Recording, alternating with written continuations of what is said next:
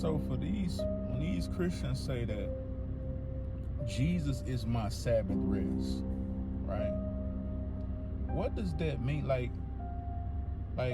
practically, can you show us practically what it means to say that Jesus is your Sabbath rest? Because, okay, let's go back to God, right? So the Bible says that the Sabbath was made for man. Is Jesus a man? John 8:40, in John 8:40, Jesus said that he was a man, right? So the Sabbath was made for Jesus because he was a man, fully God, fully man, as you say, right? So why did God himself rest on the Sabbath? So now, if God was not a man, why did he rest? Now, in Hebrews chapter 4, it says, there remains a Sabbath. Now, this is where they insert Jesus. There remains a Sabbath for God's people, right? So, this is where they say, okay, now Jesus is the true Sabbath. But Jesus said, I didn't come to do away with the law. I didn't come to abolish it. So if he didn't come to abolish the law of the Sabbath,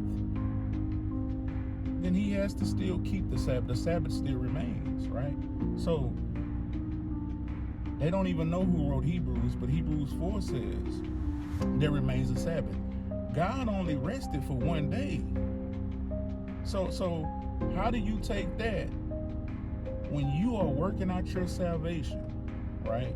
You are working out your salvation, doing the work of salvation. You are God's workmanship.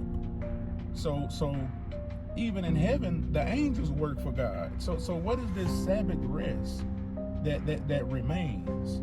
You think the Sabbath rest is Jesus, right? Even Jesus did works. He says, my Father is working, and so do I continue to work. God only rested for one day.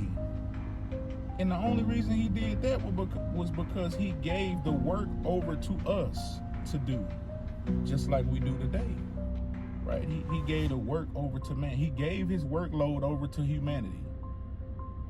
And now you work for God. You do all the work and accredit it to a God.